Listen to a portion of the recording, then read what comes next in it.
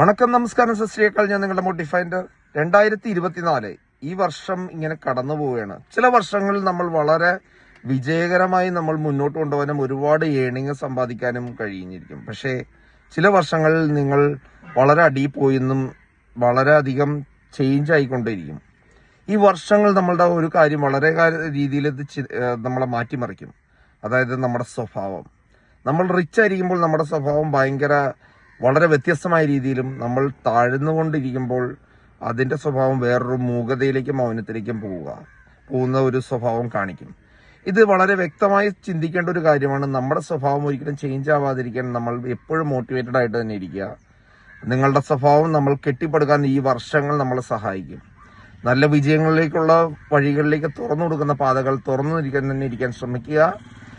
So നിങ്ങളുടെ സ്വഭാവം അല്ലെങ്കിൽ മൈൻഡ് ചേഞ്ച് ആവാതിരിക്കാൻ നിങ്ങൾ നോക്കുക. അടുത്ത വർഷം 2025 ഒരു ഗുഡ് ക്യാരക്ടർ, ഗുഡ് സ്വഭാവം കെട്ടിപ്പടുക്കാൻ ശ്രമിക്കുക. ഞാൻ നിങ്ങളുടെ മോട്ടിഫൈൻഡർ.